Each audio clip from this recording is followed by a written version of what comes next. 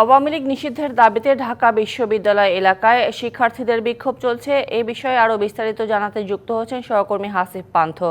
হাসিফ পান্থ, বিক্ষোভকারীরা কি বলছেন মিছিল থেকে?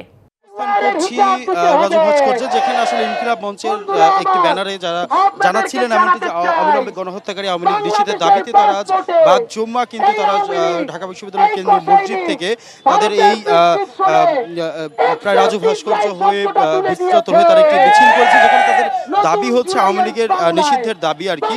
এছাড়াও কিন্তু আসলে রাজু ভাস্কর্য আমরা দেখছিলাম যে এখানে ফিলিস্তিন ইস্যু নিয়েও কিন্তু আসলে তারা প্রতিবাদের জায়গা রাখছিলেন। তারা বলছিলেন এমনটি যে ফিলিস্তিনে যেরকম গণহত্যা চলছে সেটিরও তীব্র বিচার তারা চান। এছাড়াও তারা কিন্তু এমনটি দাবি করছেন যে আওয়ামী লীগের নিষিদ্ধের দাবির যে বিষয়টি সেটিও কিন্তু তারা বলছে। আমরা সরাসরি আপনাদেরকে একটু সংযুক্ত করতে চাই। ইনকিলাব মঞ্চের যিনি মুখপাত্র তিনি কথা বলছেন। আমরা এখানে অত্যন্ত ভারাক্রান্ত হৃদয়ে দাঁড়িয়েছি। মাননীয় প্রধান উপদেষ্টা, আপনি আমাদের নতুন বাংলাদেশের সিপাহ সালার, সেই শ্রদ্ধা জানিয়ে বলতে চাই, যেই পরাশক্তি আপনাকে এসে বলে আওয়ামী লীগ সাথে না থাকলে ইনক্লুসিভ হবে না।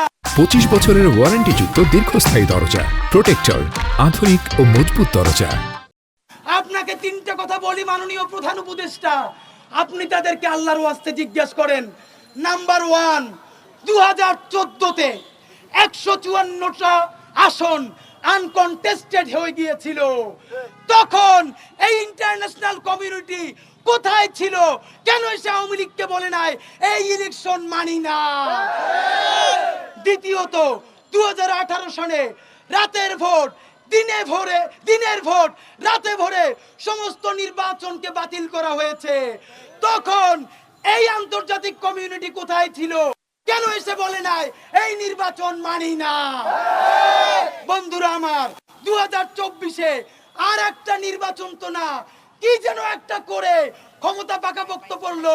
এই ইন্টারন্যাশনাল কমিউনিটি কেন এসে বলে নাই এই নির্বাচন মানি না?